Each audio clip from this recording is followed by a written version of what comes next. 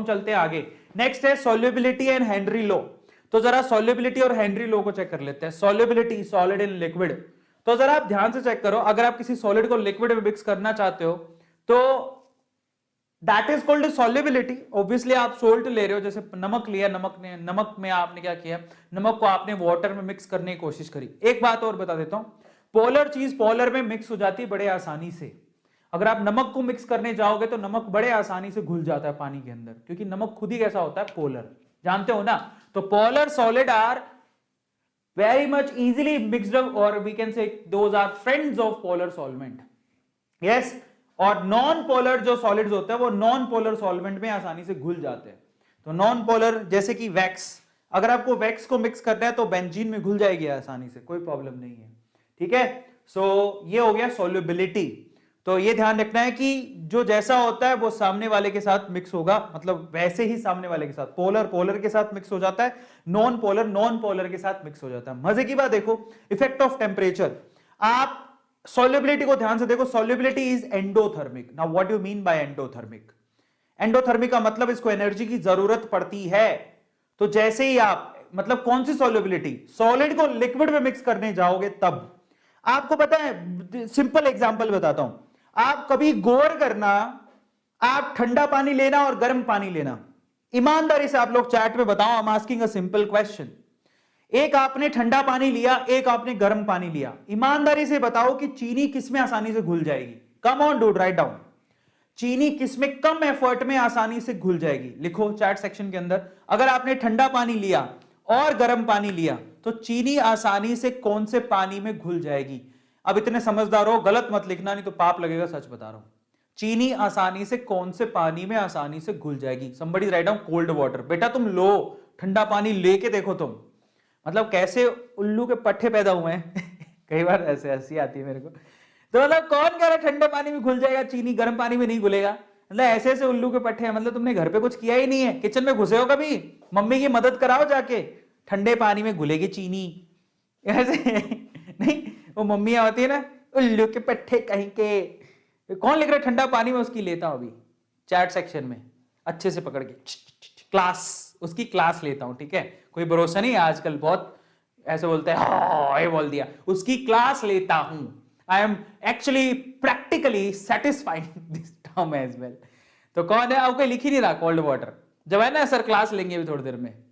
हाँ, गरम गरम गरम, हाँ। तो वार्म वाटर या गर्म के अंदर आसानी से घुलता है, कोल्ड वाटर में नहीं घुलता। पता नहीं कौन से नलायक है जो कोल्ड वाटर में आसानी से घोल रहे ले। तो हाँ देखें, कोल्ड नहीं है, ठीक है, कोल्ड वाटर। तो जो कोल्ड वाटर बोल रहा है ना, कल मम्मी के साथ किचन में काम करना, थोड़ा सा जाओ कुछ काम हेल्प कराया करो मम्मी की, दुआएं देगी तुम्हारी मम्मी, है ना। कौन सी दुआएं? वैसी वाले चलो सफाईली दुआएं देगी, है ना। तो जाके किचन में काम कराओ थोड़ा बहुत। तो अब हम चलते हैं आगे। तो सॉल्युबिलिटी क्या होता है? एंडोथर्मिक होती है। स्पेशली ये सॉल्युबिलिटी कौन सी? जब आप सॉलिड को लिक्विड में घोलते हो, इस सॉल्युबिलिटी की बात कर रहा हूं, गैस वाली की नहीं।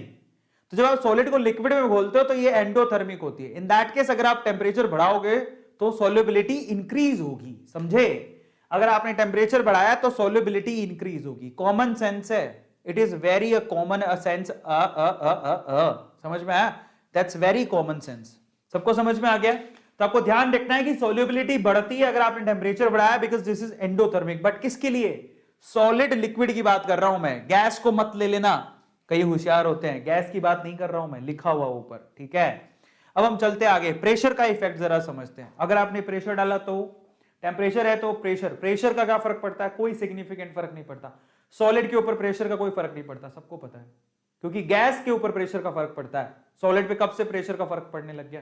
तो अब इसी सॉल्युबिलिटी टर्म को लेके हेनरी ने अपना लॉ दिया। हेनरी क्या कहता है जरा आप चेक करो। अब ये तो लिक्विड के केस में था, जब आप सॉलिड को लिक्विड में घोलते हो, लेकिन जब आप गैस को लिक्विड में घोलना चाहो तो प्रेशर का फर्क पड़ता है और टेम्परेचर का भी फर्क पड़ता है। अगर आप दिमाग लगाओ, अब आप गैस को लिक्विड में घोलना चाहते हो और नीचे से आपने टेम्परेचर बढ़ाना चालू कर दिया, अरे गैस भाग जाएगी ना। दिमाग लगाओ, खोपड़ी है तुम्हारे पास, तुम गैस को ट्रैप करना चाहते हो, तुम गैस को कब्जाना चाहते हो और नीचे से तुम टेम्परेचर बढ़ा रहे हो, तो गैस के मॉलिक्यूल भाग जाएंगे ना। तो जब गैस को घोलने जाते हो तो that is in exothermic, that is not endothermic. और गैस कब घुलेगी? जब आप प्रेशर ज्यादा बनाओगे और टेम्परेचर कम रखोगे। आपने कभी थम्स अप पिए? Thums Up the taste of thanda पिया है तुमने? स्प्राइट पिया होगा, थम्स अप पिया होगा, कभी गौर किया है इनके अंदर है ना, जैसे ही आप ढक्कन खोलते हो, कौन सा वाला, टक, है ना, सो टक करके जैसे ही ढक्कन खोलते हो अंदर की गैस बाहर निकलती है, तुरंत बाहर निकलती है ना। सो गैस उसमें ट्रैप्ड है। कैसे ट्रैप करी होगी बताओ मुझे? जब आपने टेम्परेचर, बहुत ठंडी बोतल होती है वो, समझ में आ गया? जितनी चिल्ड बोतल, ठंडी ठंडी ठंडी, मजा आया कभी कोल्ड ड्रिंक देखा है? चिल्ड एकदम ठंडी बोतल होती है, आप कैप खोलते हो गैस बाहर निकलती है, क्योंकि गैस कम टेम्परेचर और ज्यादा प्रेशर पे उसके अंदर घुली हुई होती है। यहीं से हेनरी लॉ निकल के आता है। हेनरी लॉ क्या है? हेनरी लॉ कहता है कि अगर एक कांस्टेंट टेम्परेचर पे the solubility of gas in liquid is directly proportional to the partial pressure of the gas present above the surface of the liquid. वो ये कहता है कि, सिंपल भाषा में समझाऊं, मतलब यह है कि कोई गैस लिक्विड में उतनी ज्यादा घुलेगी जितना ज्यादा प्रेशर बनाओगे। कोई गैस लिक्विड में, किसी गैस के लिक्विड के अंदर उतने ही ज्यादा मोल फ्रैक्शन होंगे जितना ज्यादा आपने प्रेशर बनाया है। समझ में आ गया? इसका मतलब mole fraction of gas is directly proportional to the pressure applied. इसी को हेनरी लॉ कहते हैं।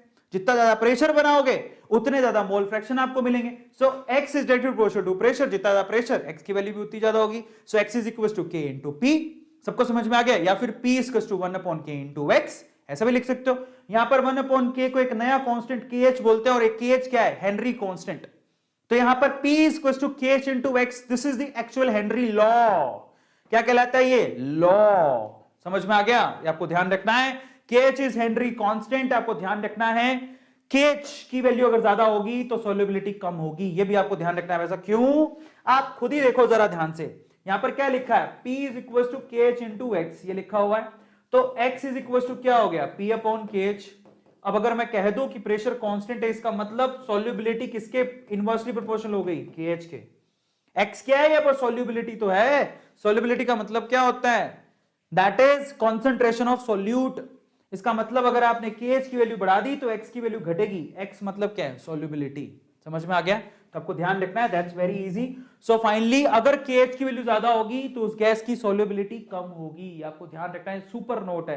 किस किस को समझ में आ गया? यहां पर KH की वैल्यू ज्यादा होगी तो सॉल्युबिलिटी यानी कि मोल फ्रैक्शन ऑफ गैस कम होगा। अब मैं आप लोगों से सवाल पूछता हूं, जरा ध्यान से समझना। अगर मैं आप लोगों से कह दूं, रिकॉर्डेड लेक्चर नहीं है, उल्लू का पट्टा, कौन है ये? प्रशांत भाटी। तेरा और कोई काम नहीं है तो ये काम करता है क्या? अफवाहों को फैलाने का। ये प्रशांत भाटी वही लड़का है नहीं जो गांव गांव में कहता रहता है उस गली में भूत है, उस गली में भूत है, और यही लड़का है कहता है रिकॉर्डेड लेक्चर है, रिकॉर्डेड लेक्चर है। उल्लू के पट्टे, तेरा नाम बोल दिया मैंने अभी। गुस्सा तो बहुत आ रहा नहीं? अरे कभी सुना तुम लोगों ने? कहीं कुछ होगा नहीं उन गलियों में, लेकिन वहां पे भूत भूत भूत है, उधर मैंने भूत देखा। हाँ, ये एक और है रिकॉर्डेड वीडियो, राजेंद्र शर्मा। बेटा और तेरा काम नहीं है और कोई? राजेंद्र शर्मा जा अपने वहां पे जाके, राजेंद्र शर्मा अपने गांव में अफवाहें फैला बेटा, यहां पर कोई फायदा नहीं है। 4 बच्चे सुना देंगे, तेरा फायदा क्या निकलेगा? ठीक है। सो फाइनली ये बहुत ही इंपॉर्टेंट सुपर नोट है जो आप लोगों को लिखना है। समझ में आया? तो जस्ट राइट डाउन। देखिए कौन कौन लिखता है इस सुपर नोट को, दैट अगर आपने KH की वैल्यू बढ़ाई, जैसे एक सवाल पूछो, मैं आपसे सवाल पूछ रहा था, इन लोगों ने डिस्ट्रैक्ट कर दिया। मान लो ये गैस 1 है और ये गैस 2 है। गैस 1 की KH की वैल्यू मान लो 100 है, गैस 2 के KH की वैल्यू, ये KH की वैल्यू दे रखी है आपको, तो आप पहचानो KH की वैल्यू इसकी 100 है, इसकी 50 है, तो आप में से बताओ सॉल्युबिलिटी किस गैस की ज्यादा होगी? सॉल्युबिलिटी किस गैस की ज्यादा होगी? Just write down chat section. अगर ये KH की वैल्यू है तो सॉल्युबिलिटी किस गैस की ज्यादा होगी? That is the question only. लिखो चैट सेक्शन के अंदर, सॉल्युबिलिटी किस गैस की? अभी भी जीवन लिख रहे हैं, उनके जी पे एक लगाना। जय हो। जी मने गला सूख गया मेरा। जी मने गला भी होता है, जी मने गला, सी मने केमिस्ट्री। तो फाइनली किस किस को समझ में आ गया? सवाल पूछ रहा हूं, एक गैस G1 है, दूसरी गैस G2 है, उनके लिए KH की वैल्यू दे रखी है 100 और 50। सवाल यह है कि सॉल्युबिलिटी किसकी ज्यादा है? सॉल्युबिलिटी किसकी ज्यादा है? That is the question only. Shubhangi दांत निकाल रही है, सबसे ज्यादा दांत शुभांगी के निकले हैं। तीन इमोजी भेजे हैं जिनके दांत ही नहीं है। तो जिसकी KH की वैल्यू कम होगी उसकी क्या होगी, सोल्युबिलिटी ज्यादा होगी। तो आंसर क्या बनेगा इसका, G2। समझ में आया, बहुत बढ़िया। अब हम चलते हैं आगे, सोल्युबिलिटी की केसेस समझ में आ गया। इफेक्ट ऑफ टेम्परेचर, अगर आप देखो गैस को घोलने की कोशिश करोगे तो टेम्परेचर कम ही होना चाहिए, अगर आपने टेम्परेचर बढ़ा दिया, समझ में आ गया, तो सोल्युबिलिटी घटेगी। बट ये कौन से केस में है, गैसेज इन लिक्विड लिखा हुआ फिर मत कहना। समझ में आ गया।